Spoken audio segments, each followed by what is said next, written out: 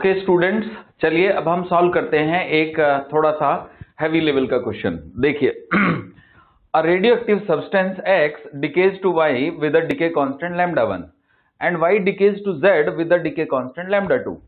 If at t is equal to 0, sample contains only X, then find the time when the number of Y nuclei is maximum. तो basically ये reaction थोड़ी खतरनाक सी है और वो ये है कि X से Y बन रहा है विद डिके कांस्टेंट लैम्डा 1 और Y से Z बन रहा है विद डिके कांस्टेंट लैम्डा 2। और शुरू में यानी मान लीजिए कि at t is equal to 0 हमारे पास N0 न्यूक्लियाई तो A के हैं, X के हैं और Y का कोई न्यूक्लियाई नहीं है और Z का भी कोई नहीं है। ओके, अब किसी इंस्टेंट t पे at t equals to t हमारे पास NX न्यूक्लियाई तो X के हैं, NY न्यूक्लियाई जो है हमारे पास Y के हैं और NZ न्यूक्लियाई हमारे पास Z के हैं। ओके बच्चों, तो मैं ये जानना चाहता हूं कि जो Y है उसके Y के बारे में बात हुई है कि Y मैक्सिमम कब होगा। तो देखिए Y का रेट ऑफ चेंज क्या होगा। अब जरा इस साइड को भूल जाइए, फॉरगेट अबाउट दिस साइड। तो Y जो है वो क्यों है बढ़ रहा है, वो इसलिए बढ़ रहा है क्योंकि X से Y बन रहा है। तो अगर मैं dNY बाई dt लिखूं और ये भूल जाऊं कि Y डिके भी होता है, Y डज नॉट डिके, तो Y सिर्फ X के बनने का रेट है। तो X जिस रेट से कम हो रहा है वो है lambda 1 into NX, lambda 1 into NX। Okay students, तो X जिस रेट से कम हो रहा है वो है लैम्डा 1 इंटू NX। तो जिस रेट से X कम हो रहा है उसी रेट से Y बढ़ रहा है। अब आप इमेजिन करो कि Y बन भी रहा है, Y सिर्फ Z में डीके हो रहा है। तो अगर Y Z में डीके हो रहा है तो Y किस रेट से कम होगा, तो वो हो जाएगा लैम्डा 2 इंटू NY। लैम्डा 2 है ये, ठीक है ना, Z नहीं है, 2 है। तो बच्चों ये हमारी इक्वेशन बन गई। अब क्योंकि काम तो दोनों ही हो रहे हैं तो हमें दोनों ही लिखने पड़ेंगे। यानी Y जिस रेट से बढ़ रहा है वो है X के घटने का रेट लैम्डा 1n और Y जिस रेट से घट रहा है वो Z के बनने का रेट लैम्डा 2 NY। ओके, तो अब इसको हम ऐसे लिख देते हैं dNY is equal to lambda 1 into NX and into dt minus lambda 2 into NY into dt। Okay students, तो NY यहां पे आ गया है और NX भी वेरिएबल है। तो अब हम इसको इंटीग्रेट करना चाहते हैं, मतलब इस इक्वेशन को सॉल्व करना चाहते हैं, राइट। तो इस इक्वेशन को सॉल्व करने का हमारे पास क्या तरीका है, जरा ध्यान दीजिएगा। हम इसको इधर ले आते हैं। तो lambda 2 into NY into dt plus dNY is equal to lambda 1 into NX into dt। Okay, अब ये तो इंटीग्रेटेबल नहीं है, इसको इंटीग्रेटेबल बनाने के लिए क्या किया जाएगा, तो ध्यान से सुनिए। इसको इंटीग्रेटेबल बनाने के लिए lambda 2 into e to the power PT से मल्टीप्लाई किया जाए, e to the power lambda 2t से मल्टीप्लाई किया जाएगा। तो lambda 2 into NY into e to the power lambda 2t dt lambda 2 plus e to the power lambda 2t into dNY is equal to lambda 1 into NX into e to the power lambda 2t into dt। ये integrating factor होता है बच्चों, इससे multiply करेंगे हम तभी जाके ये इंटीग्रेटेबल हो पाएगा इस तरफ। तो अब मैं आपको समझाता हूं कि कैसे हुआ है, देखिएगा। यहां से मैं रब कर देता हूं question.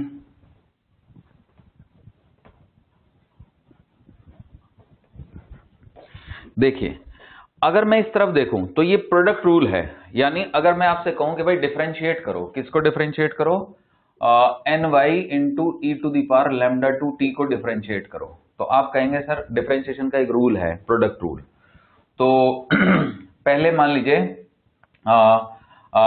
NY as it is रह गया और e to the power lambda 2 into t का डिफरेंशिएशन करेंगे तो e to the power lambda 2 into t ही आएगा, इंटू लैम्डा 2 आएगा और इंटू dt भी आएगा।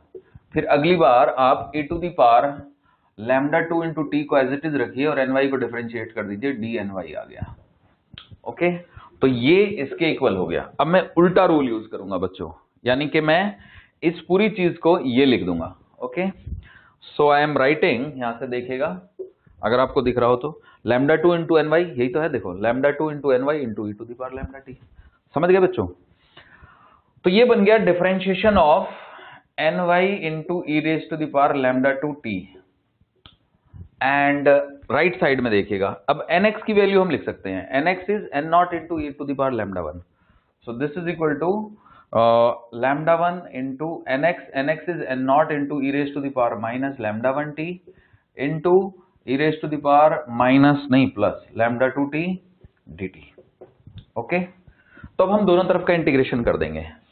तो d of N Y into e to the power λ2t bracket is equal to n not into λ1 into e raise to the power, minus common ले सकते हैं या नहीं भी ले सकते हैं, चलिए नहीं लेते हैं। So this is λ2 minus λ1 into T into D T. अब दोनों तरफ का अगर हम इंटीग्रेशन करते हैं तो ये d कट जाएगा, तो हम यहां से d हटा देते हैं और इधर इंटीग्रेशन का निशान लगा देते हैं। समझे बच्चों? तो ये आ जाएगा हमारे पास N Y into e raise to the power λ2t which is equal to n not λ1 into e raise to the power λ2 minus λ1 into T divided by λ2 minus λ1 और प्लस सम कांस्टेंट c। अब वो c क्या है देखते हैं। तो t is equal to 0 पे ny की वैल्यू 0 है, तो हम रख देते हैं at t is equal to 0 ny is 0। तो at t is equal to 0 ny is 0। तो अब जैसे ही हमने ये रखा तो इधर वाली टर्म तो 0 हो गई, ये वाली 0 नहीं होगी, e टू दी पावर, ठीक है ना, e टू दी पावर 0 1 हो जाता है। तो यहां से c की वैल्यू आएगी बच्चों n not λ1 by λ2 minus λ1 with negative sign. तो अब c की भी वैल्यू आ गई। तो अगर c की वैल्यू आ गई है तो मैं इसको मिटाना पड़ेगा मुझे, ठीक है बच्चों, तो मिटा ही देता हूं। चलो,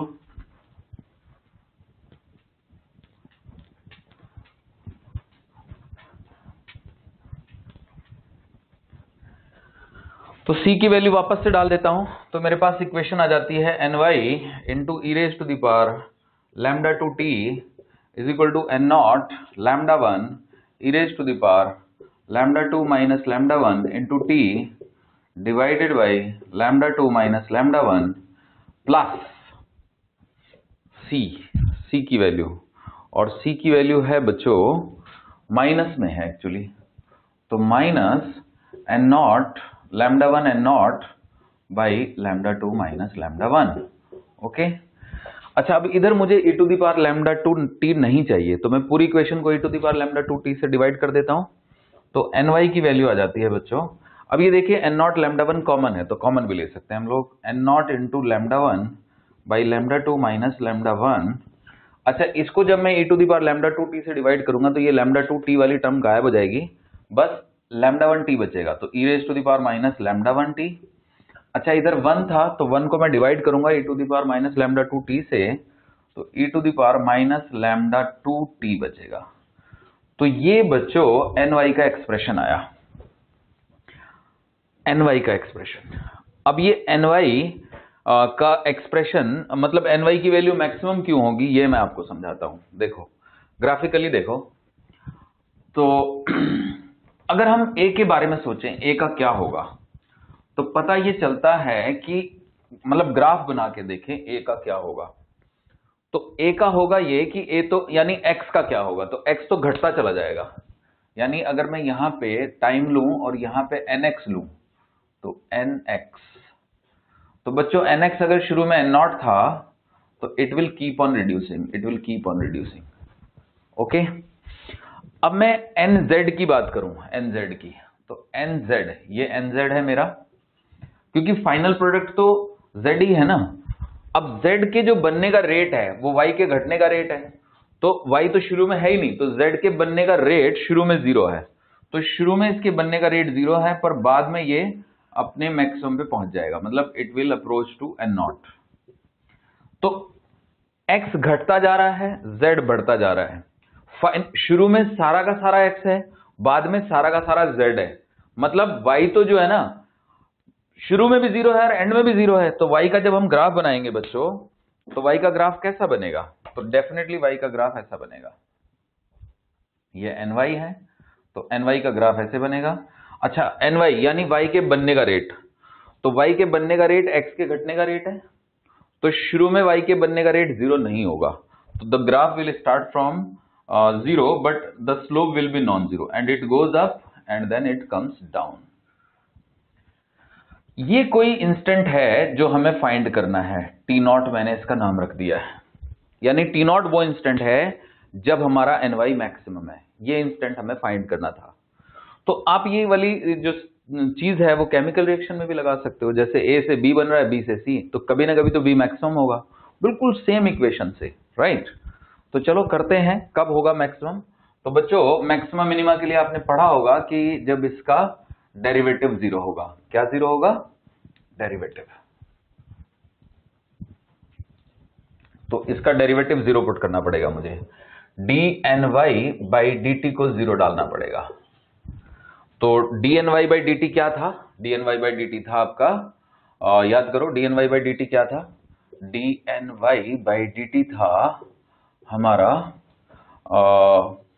λ1 इंटू nx और माइनस λ2 इंटू में ny, ये था। ओके बच्चों, तो हमें इसको 0 पुट करना पड़ेगा। तो जैसे ही मैं इसको 0 पुट करता हूं तो λ1 इंटू nx, और nx की वैल्यू है n0 into e raise to the power minus λ1 into t becomes λ2 into ny, और ny की वैल्यू ये है, ठीक। तो हमें डिफरेंशिएशन करनी ही नहीं पड़ी एक्चुअली। तो λ1 into n0 into e raise to the power minus λ1 into t is equal to λ2 के मल्टीप्लाई में जाएगा, तो n0 λ1 λ2 by λ2 minus λ1 into e raise to the power minus λ1t minus e raise to the power minus λ2t। इसको अब हमें solve करना होगा, ठीक है बच्चों। तो सबसे पहले हम ये तो काट ही देते हैं इसमें से, ठीक है। तो अब आगे इसको सॉल्व करते हैं हम। तो सॉल्व करने के लिए मल्टीप्लाई ही करना पड़ेगा, और क्या है तरीका, देखिएगा। लॉग ले सकते हैं, ठीक है। लॉग लेने के लिए भी तो मल्टीप्लाई ही करना पड़ेगा, लॉग भी ले सकते हैं, लॉग से भी आ जाएगा। तो this is λ1 into e raise to the power minus λ1 into T, और is equal to λ1 λ2 by λ2 minus λ1 into e raise to the power minus λ1 into T, और minus λ1 λ2 by λ2 minus λ1 into e raise to the power minus λ2 into T. इसको इधर लाते हैं, ठीक है। So λ1 minus λ1 into λ2 by λ2 minus λ1 into e raise to the power minus λ1 into T is equal to minus का λ1 into λ2 divided by λ2 minus λ1 into e raise to the power minus λ2 into T. करते जाइए, मेहनत आ ही जाएगा answer तो, ठीक है। λ2 minus λ1 LCM, और ये क्या बचेगा, λ1 λ2 minus λ1 square minus λ1 λ2 by λ2 minus λ1 e raise to the power minus λ1 into T is equal to minus का λ1 λ2 by λ2 minus λ1 into e raise to the power minus का λ2 इंटू टी। अब देखिए ये वाली टर्म तो कट गई, यहाँ पे माइनस λ1 स्क्वायर है, यहाँ पे माइनस λ1 λ2 है, तो थोड़ी सी जगह की कमी है, ऊपर लिख दिया जाता है।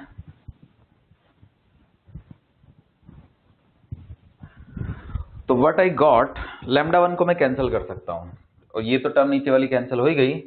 तो what I got λ1 into e raise to the power minus λ1t is equal to λ2 into e raise to the power λ2t minus λ2t।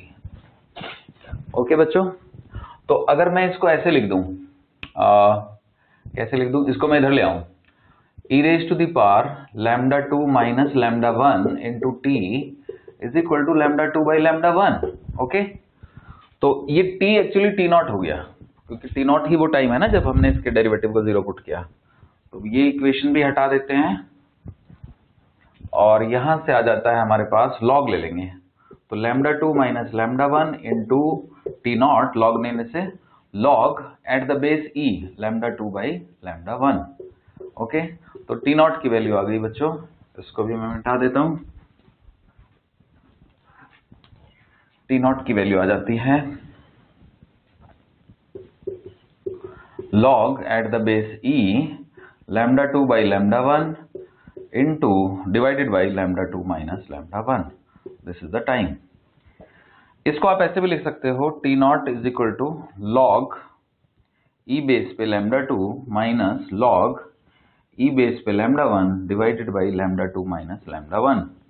अब ये मैंने जानबूझ के इसलिए लिखा है क्योंकि ऐसा भी हो सकता है कि लैम्डा 2 छोटा हो लैम्डा 1 से। अगर लैम्डा 2 लैम्डा 1 से बड़ा है तो नीचे तो पॉजिटिव है, ऊपर भी पॉजिटिव है, क्योंकि लॉग लैम्डा 2 लॉग लैम्डा 1 से बड़ा आ जाएगा।